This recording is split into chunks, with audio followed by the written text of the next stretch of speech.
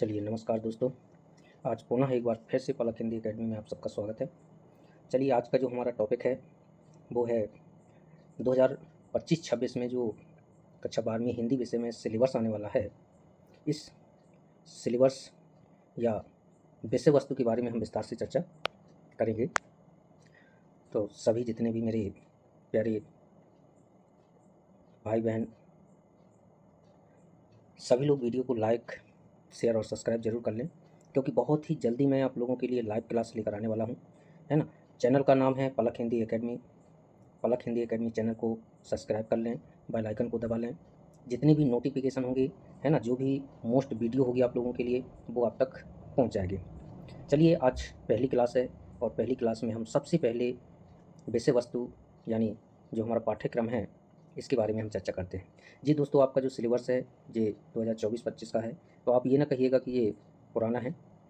यही सिलेबस आपका 2026 में आने वाला है ना, बिल्कुल सेम। चलिए देखते हैं।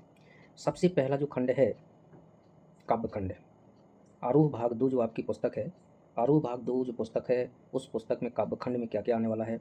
और इस वीडियो की जस्ट बाद जो दूसरी वीडियो होगी वो अंक योजना पर होगी, कोर्स कि किस खंड से, है ना, कौन सी बुक से कितने नंबर का आने वाला है और कौन कौन सी बुक चलती है। चलिए तो ज़्यादा समय ना लेते हुए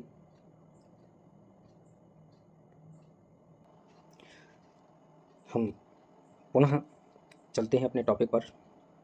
चलिए देखते हैं। सबसे पहला जो हमारा है काव्यखंड आरूह भाग 2 में पहला आपका टॉपिक है हरिवंश राय बच्चन के द्वारा लिखी गई 2 कविताएं हैं, एक आत्मपरिचय है और एक गीत है।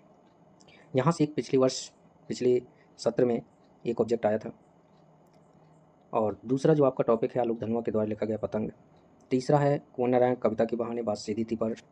और इसके बाद चौथा है रघुवीर सहाय कैमरे में बंद अपाहिज। इसके बाद शमशेर बहादुर सिंह के द्वारा लिखी गई कविता उषा है।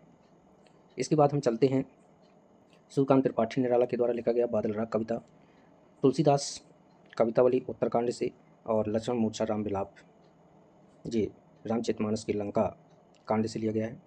और फिराक गोरखपुरी ने रुबाइयाँ लिखी हैं। उमाशंकर जोशी की 2 कविताएं हैं, एक छोटा मेरा खेत और एक बगलों के पंख। इसके अलावा पद्य खंड में जो आपके इसमें आने वाला है वो पद्य साहित्य का इतिहास है ना। पद्य साहित्य के इतिहास में आप छायावाद पढ़ेंगे, छायावाद, प्रगतिवाद, है ना, और प्रयोगवाद, नई कविता, इसमें से प्रश्न आएगा एक। इसके बाद कवि परिचय, संदर्भ, प्रसंग और व्याख्या आएगी और कुछ आपके प्रश्न आएंगे। ये तो होगा आपके आरूह भाग 2 में काव्यखंड। इसके बाद चलते हैं हम ग्रामर। ग्रामर का एक दूसरा खंड है जिसका नाम है काव्यबोध। काव्यबोध से देखिए काव्य भेद में प्रबंध का मुक्त काव्य भेद और उदाहरण। रस में परिभाषा है, अंग है, प्रकार हैं और उदाहरण है। अलंकारों में कौन कौन से पढ़ना है, अलंकार की परिभाषा, प्रकार पढ़ना है, फिर संदेह अलंकार, सांगरूपक, भ्रांतिमान, विरोधाभास और व्यतिरेक अलंकार। इसी प्रकार छंदों में आपको पढ़ना है छंद का समान परिचय, परिभाषा, प्रकार। इसके बाद सोठा छंद, कवित्व छंद, सवैया छंद और रुबाइयाँ छंद पढ़ने। इसके बाद देखते हैं शब्दगुण में शब्द गुण की परिभाषा, परिचय, प्रकार। और ये जो शब्द गुण हैं ये आपके 3 प्रकार के होते हैं, है ना। तो ये तीनों प्रकार पढ़ना है, माधुर, ओज और प्रसाद। इसके बाद बिंब परीख प्रश्न बनेगा आपका। बिंब किसे कहते हैं, बिंब कितने प्रकार के होते हैं, बिंब की परिभाषा क्या है। इसके बाद फिर हम चलते हैं देखिए आरूह भाग 2 गद्य खंड पर। गद्य खंड में आपको कौन कौन से टॉपिक पढ़ना है, भक्तिन पढ़ना है, बाजार दर्शन पढ़ना है ना। भक्तिन महादेव वर्मा ने लिखा है, बाजार दर्शन जयनंद कुमार ने लिखा है, धर्मवीर भारती काली मेघा पानी दे। और इसके बाद फणीश्वर नाथ रेणु की पहलवान की ढोलक, हजारी प्रसाद द्विवेदी सीरीज के पुल, और बाबा साहेब भीमराव अम्बेडकर, श्रम विभाजन, जाति प्रथा और मेरी कल्पना का आदर्श समाज। ये टॉपिक पढ़ना है आपको गद्य खंड में। इसके अलावा गद्य साहित्य का इतिहास पढ़ना है, विकास क्रम, विशेषताएं, गद्य की विधाएं। गद्य की विधाओं से एक प्रश्न आया था, है ना। लेखक परिचय पढ़ना है, गद्य खंड की व्याख्या, संदर्भ, प्रसंग और विशेष, और पाठों पर आधारित प्रश्न हो गए। इसके अलावा एक दूसरा व्याकरण का खंड है जिसका नाम है भाषा बोध। भाषा बोध से देखिए शब्द में पढ़ना है आपको क्षेत्रीय शब्द, तकनीकी शब्द और निपात शब्द।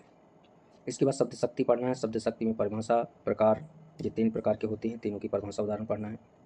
शब्द युग में पढ़ना है आपको, वाक्य परिचय पढ़ना है अर्थ के आधार पर और रचना के आधार पर। वो आपके शुद्धिकरण पढ़ना है, लोकोक्ति और मुहावरे भी पढ़ना है, राजभाषा राष्ट्रभाषा पढ़नी है, और भावावलोकन पढ़ना है, संक्षेपण पढ़ना है, विज्ञापन लेखन पढ़ना है, संवाद लेखन पढ़ना है और अनुच्छेद लेखन पढ़ना है। इसके बाद देखिए एक दूसरी बुक है वेतन भाग 2। इसमें आपको सिल्वर बैंडिंग पढ़ना है, जिसने लिखा है मनोहर श्याम जोशी ने। जूझ आनंद यादव का पढ़ना है, और अतीत में दबे पाँव ओम थानवी के द्वारा लिखा गया, ये भी आपको पढ़ना है। ये 3 टॉपिक हैं आपके इसमें, सिल्वर बैंडिंग, जूझ और अतीत में दबे पाँव। ये टोटल आपका 7 नंबर का आएगा इस बुक से, तो ये आपको तीनों टॉपिक इसके पढ़ना है। इसके बाद देखिए तीसरी जो बुक है आपकी, अव्यक्ति और माध्यम। इसमें आपको क्या क्या पढ़ना है? अव्यक्ति और माध्यम में देखिए इकाई 1 जनसंचार माध्यम और लेखन, विभिन्न माध्यमों के लिए लेखन है, पत्रकारीय लेखन के विभिन्न रूप और लेखन प्रक्रिया है, विशेष लेखन प्रारूप और प्रकार है। इसके बाद इकाई 2 में सृजनात्मक लेखन है, कैसे बनती है कविता, नाटक लिखने का व्याकरण क्या है, कैसे लिखे कहानी, कैसे करे कहानी का नाट्य रूपांतरण, कैसे बनता है रेडियो नाटक, और नए और अप्रत्याशित विषयों पर लेखन।